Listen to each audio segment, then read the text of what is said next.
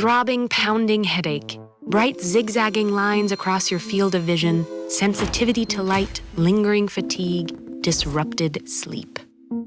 A migraine can include any of these symptoms. While an incapacitating headache is one of the most common experiences of migraine, the word headache doesn't really capture the wide array of experiences a migraine can entail. No two are alike, and some don't even involve a headache.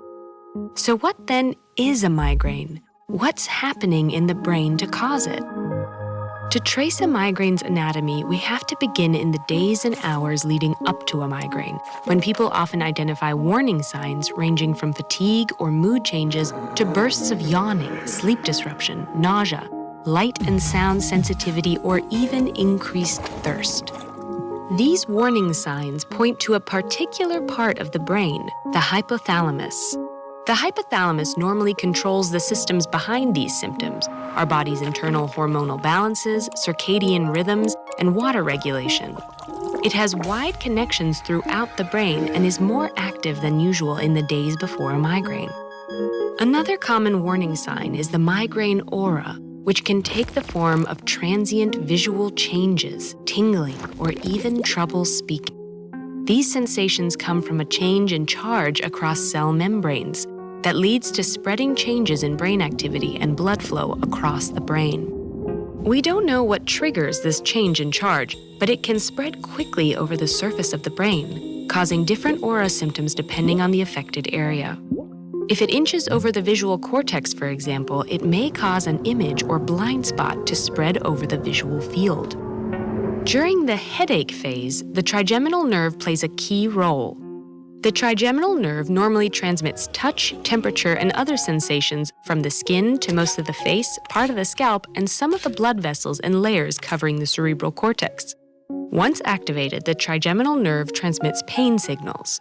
During a migraine, this pain pathway becomes sensitized, meaning the threshold for provoking pain is lowered.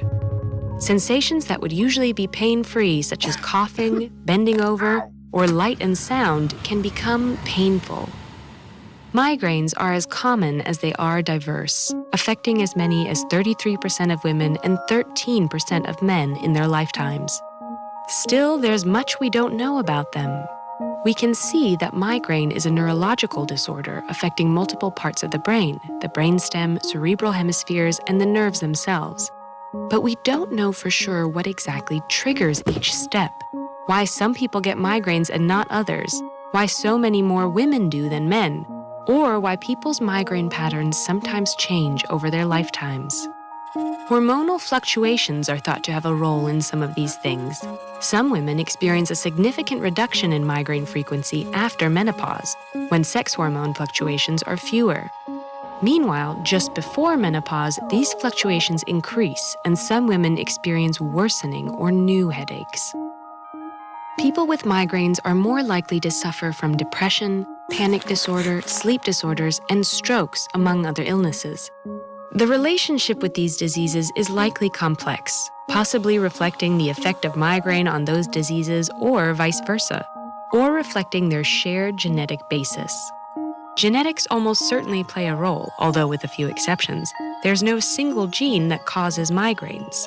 Certain genes control how easily our brain's neurons are excited by environmental stimuli and how readily they transmit painful signals. It's possible that the neurons in the brains of people who experience migraines are more easily triggered by environmental stimuli and less likely to block painful signals.